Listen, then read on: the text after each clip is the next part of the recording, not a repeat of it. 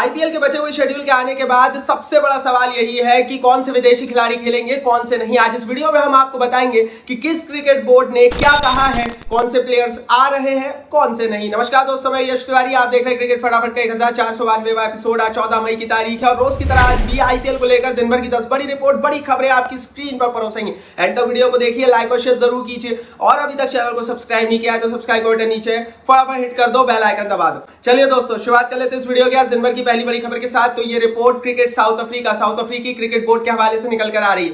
South अफ्रीकी cricket board को लेकर कुछ अच्छी खबर और कुछ बुरी खबर है। 17 तारीख से आईपीएल शुरू जरूर हो रहा है, लेकिन पहली अच्छी खबर क्रिकेट साउथ अफ्रीका ने यह दे दी है कि वो कोई दबाव अपने खिलाड़ियों पर नहीं बना रहे हैं और लगभग सारे प्लेयर्स की अवेलेबिलिटी सुनिश्चित की जाएगी साउथ अफ्रीका के, अगर आईपीएल ये 17 तारीख से शुरू होता है तो भैया 17 तारीख से साउथ अफ्रीकी प्लेयर्स उपलब्ध रहेंगे। लेकिन एक बुरी खबर भी भैया हमारे अफ्रीकी क्रिकेट बोर्ड ने दे दी है। अफ्रीकी क्रिकेट बोर्ड साफ ये बोल रहा है कि 26 मई तक ही आईपीएल की इजाजत है और उसके बाद बड़े अफ्रीकी प्लेयर्स को वापस बुला लिया जाएगा। लिस्ट तक जारी हो गई है उन खिलाड़ियों की जो 26 मई के बाद वापस लौट जाएंगे और प्लेऑफ में ये अफ्रीकी प्लेयर्स आईपीएल का हिस्सा नहीं रहेंगे। लिस्ट बता देता हूं फटाफट। Corbin Bosch, Mulder, Marco Jansen, Aiden Markram, Lungi Ngidi, Kagiso Rabada, Rickelton, Stubs, ये सारे प्लेयर्स उपलब्ध रहेंगे। लेकिन जब 26 तारीख हो जाएगी तो ये सारे वापस चले जाएंगे। फाफ डू प्लेसिस क्योंकि इंटरनेशनल क्रिकेट का हिस्सा नहीं है, वो वापस नहीं जाएंगे। आपको बता दूं, साउथ अफ्रीका की टीम को वर्ल्ड टेस्ट चैंपियनशिप का फाइनल खेलना है और ये फाइनल ऑस्ट्रेलिया के साथ होगा जो कि जून में खेला जाएगा और उसकी तैयारियों के लिए इन सारे प्लेयर्स को जाना है। तो साउथ अफ्रीका से अच्छी और बुरी खबर दोनों आ गई है बचे हुए आईपीएल को लेकर। आगे बढ़ते हैं, दूसरी बड़ी रिपोर्ट की यहां से बात करते हैं। तो ये खबर क्रिकेट ऑस्ट्रेलिया के हवाले से निकल कर आ रही है।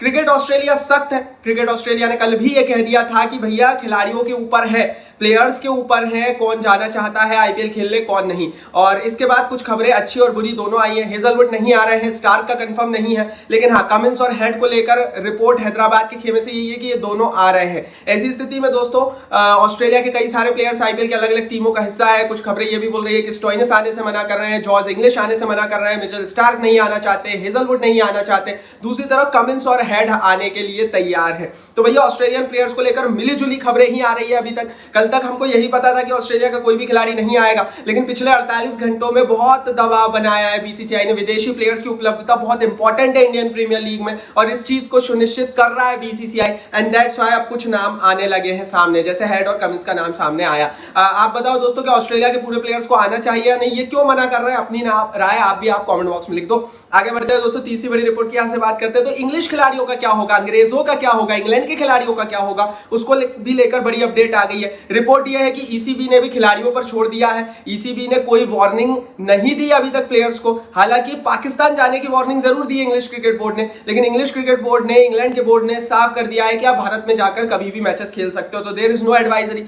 बटलर, बैथल, जैक्स, ये बड़े बड़े प्लेयर्स थे, जिसमें बटलर गुजरात की टीम का हिस्सा थे, बैथल आरसीबी की टीम में है, विल जैक्स भी है। तो इन प्लेयर्स की अवेलेबिलिटी सुनिश्चित हो गई है। लेकिन रिपोर्ट यह है कि दोस्तों वेस्ट इंडीज सीरीज के कारण ये सारे प्लेयर्स इंग्लैंड के, स्पेशली बटलर, बैथल और जैक्स, ये तीनों प्लेऑफ मैचों का हिस्सा नहीं बन पाएंगे। गुजरात जो कि बहुत बड़ी दावेदार है प्लेऑफ में जाने के लिए, शायद उन्हें बटलर की सर्विसेज ना मिले प्लेऑफ में। दूसरी तरफ अगर मैं बात करूं जैकब बैथल की, तो हेजलवुड भी नहीं आ रहा है। आरसीबी को बड़ा झटका लगा है क्योंकि बैथल को भी शायद प्लेऑफ में फिर आप नहीं देख पाओगे। तो इंग्लैंड खिलाड़ियों को लेकर भी मिली जुली ही खबरें आई हैं।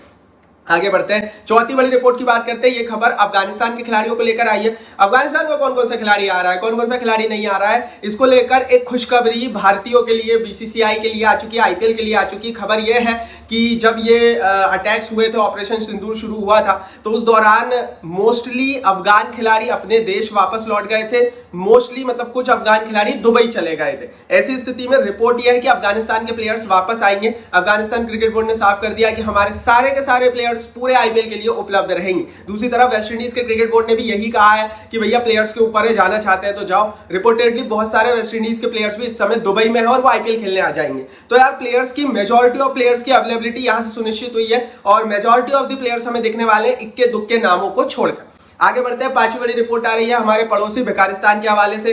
तो हमारा पड़ोसी जो कि लगातार डरपोक और कायराना हरकत कर रहा था, बहुत बुरी पिटाई हुई भारत के हाथों। पहली चीज तो ये, अब पिटने के बाद इनको ये स्थिति है कि रावलपिंडी में ये लोग मैच करा नहीं पा रहे। स्थिति ये है कि पूरे पाकिस्तान में त्राही त्राही मची हुई है, लेकिन उसके बावजूद भी हमारा पड़ोसी भिखारिस्तान तैयार है आईपीएल कराने के लिए, क्योंकि भाई आईपीएल को टक्कर देनी है तो पीएसएल तो कराना पड़ेगा ना। तो भिखारिस्तान ने भी प्लानिंग कर दी है, भिखारी सुपर लीग चालू करने की रिपोर्ट ये है भाई 17 तारीख से ये लोग भी पीएसएल की शुरुआत कर देंगे। हालांकि दोस्तों लगभग 95% फॉरेन प्लेयर्स ने मना कर दिया है पीएसएल खेलने से अगर 17 तारीख से शुरू होता है तो। ऐसी परिस्थिति में खबर यह है कि ये लोग फिर से ड्राफ्ट कर सकते हैं और जो भी प्लेयर मना कर रहा है उसके स्थान पर नए खिलाड़ी को ला सकते हैं। तो भैया आईपीएल में तो 90% विदेशी प्लेयर्स तैयार हैं, लेकिन पड़ोसियों की स्थिति उल्टी है, क्योंकि वहां पर 90% तैयार नहीं है जाने के लिए। जाहिर है जिस तरह के मिसाइल अटैक्स करे थे भारत ने इनके देश में, इनकी हालत थोड़ी सी पतली हो गई है, हालांकि ये बता नहीं पा रहे हैं। आगे बढ़ते हैं, छठवीं बड़ी रिपोर्ट की दोस्तों यहां से बात करते हैं। तो विराट कोहली जो कि टेस्ट से रिटायरमेंट ले चुके हैं, रिटायरमेंट कैसा रहा? रिटायरमेंट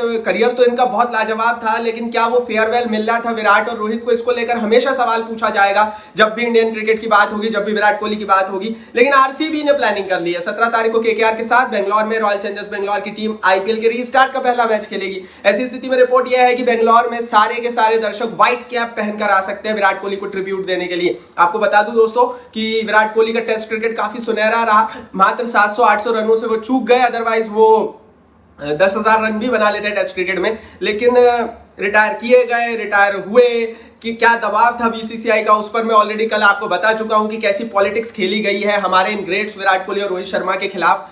लेकिन फिर वही बात है भाई कि आरसीबी के फैंस तैयार है उन्हें ट्रिब्यूट देने के लिए। रिपोर्ट ये कुछ बोल रही है, कंफर्म नहीं है, लेकिन हमें ऐसा होते हुए दिख सकता है कि जब 17 तारीख को केकेआर के साथ आरसीबी मैच खेलेगी ना बेंगलोर में, तो सारी बेंगलोर के क्राउड व्हाइट कैप पहनकर आएंगे। और सचमुच यार इन खिलाड़ियों को ट्रिब्यूट मिलना चाहिए, ये दोनों बहुत महान खिलाड़ी रहे हिंदुस्तान के क्रिकेट के। आगे बढ़ते हैं दोस्तों, यहाँ से 7वीं बड़ी रिपोर्ट की बात करते हैं। ये खबर मुंबई इंडियंस की टीम के हवाले से निकल कर आ रही है। मुंबई इंडियंस वाले भी ट्रिब्यूट देने वाले। कुछ खबर ये है कि रोहित शर्मा को ट्रिब्यूट दिया जा सकता है, कुछ खबर ये है कि एमआई और डीसी का जो मैच होगा उसमें रोहित शर्मा को भी ट्रिब्यूट दिया जाएगा। रोहित शर्मा कप्तान थे भारत के और उनकी भी एक लंबी लेगेसी रही है। अब ये दोनों ही खिलाड़ी विराट और रोहित, ये दोनों टी20 और टेस्ट से संन्यास ले चुके हैं और अब ये सिर्फ ओडीआई फॉर्मेट खेल रहे हैं। कुछ खबरें ऐसी है कि बीसीसीआई इन पर ओडीआई से भी रिटायरमेंट का दबाव बना रहा है, लेकिन मुझे ऐसा लगता है कि 2027 के ओडीआई वर्ल्ड कप तक ये दोनों प्लेयर्स कम से कम हमें ओडीआई तो खेलते हुए दिखेंगे और खेलना भी चाहिए। भाई मैं तो ये बोल रहा था इनको टेस्ट और टी20 भी खेलना चाहिए था, लेकिन खैर बीसीसीआई की अपनी पॉलिसी है, वो सही है या गलत वो तो आप बता दो नीचे कमेंट बॉक्स में लिखकर।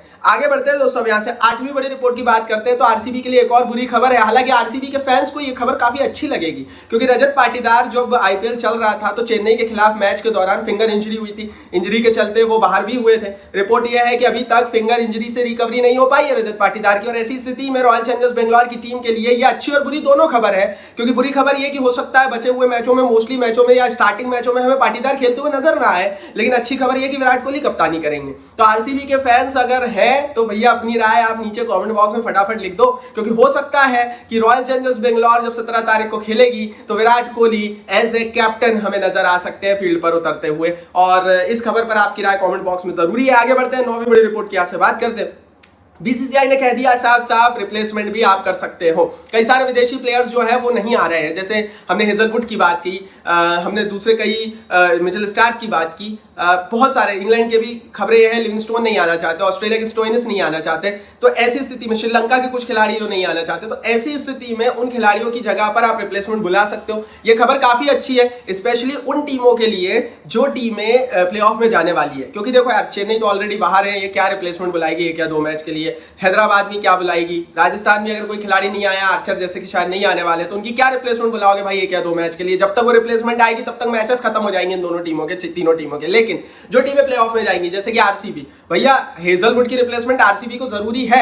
अगर गुजरात टाइटंस के बटलर नहीं होंगे तो उनकी रिप्लेसमेंट भी गुजरात को जरूरी है। ऐसी स्थिति में बीसीसीआई ने कह दिया है कि आप रिप्लेसमेंट बुला सकते हो विदेशी खिलाड़ियों की, अगर कोई मेन खिलाड़ी उपलब्ध नहीं रहता है बचे हुए मैचों के लिए। हालांकि पहले से ये नियम था, लेकिन क्योंकि ऑपरेशन सिंदूर हुआ था तो बहुत सारे प्लेयर्स जो है डरे हुए थे, विदेशी प्लेयर्स वो नहीं आना चाहते थे। बीसीसीआई ने भरोसा दिलाया है और अब इसको लेकर आगे ये खबर है। आगे बढ़ते हैं दोस्तों, अब यहाँ से बात करते हैं दिन भर की 10वीं बड़ी रिपोर्ट की। तो ये खबर दोस्तों निकल कर आ रही है गौतम गंभीर के हवाले से। अब देखो यार टेस्ट टीम पूर्ण रूप से रिबूट हो चुकी है, ना विराट कोहली है ना रोहित शर्मा है। गौतम गंभीर तो यही चाहते थे। रिपोर्ट यह है कि भैया गौतम गंभीर ने अब नई टीम बनाने की तैयारी कर ली है। गौतम गंभीर ने बीसीसीआई से कहा है साफ साफ कि भैया अब हमें नई टीम बनानी है, नया कप्तान अपॉइंट करना है। ऐसी स्थिति में बहुत जल्दी बीसीसीआई की बैठक होने वाली है नए कप्तान को लेकर। भारत का नया कप्तान कौन होगा इसको लेकर सवाल है। मोस्टली केसेस में नाम शुभमन गिल का ही लिया जा रहा है, तो भारत को टेस्ट टीम का नया कप्तान शुभमन गिल के रूप में मिल सकता है। हालांकि दोस्तों ये कदम आज हम सबको एकदम से अंदर से झकझोर गया है जब इन दोनों खिलाड़ियों ने रिटायरमेंट लिया और जब हमें ये बात पता लगी कि बीसीसीआई भी यही चाहता था कि ये रिटायर हो जाए,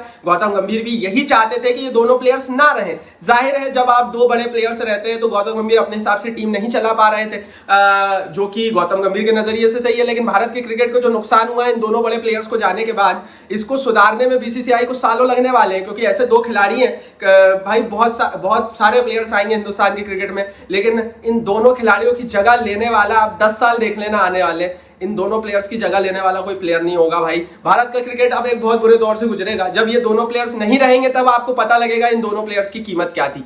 तो मेरे हिसाब से तो भाई नहीं जाना था इन दोनों को टेस्ट क्रिकेट से, लेकिन गए हैं तो गंभीर अब प्लानिंग कर रहे हैं अपनी नई टीम बनाने की। देखते हैं कैसी खेलती है। ये थी दिन भर की 10 बड़ी रिपोर्ट। कमेंट बॉक्स में आप बताओ आपको कौन सी खबर अच्छी लगी, कौन सी नहीं, और क्यों। यूट्यूब ने कमेंट बॉक्स आपके लिए दिया है, तो अपनी राय फटाफट कमेंट बॉक्स में लिख दो। इस वीडियो को लाइक और शेयर करो, और सब्सक्राइब नहीं किया तो सब्सक्राइब बटन नीचे फटाफट हिट कर दो, बेल आइकन दबा दो।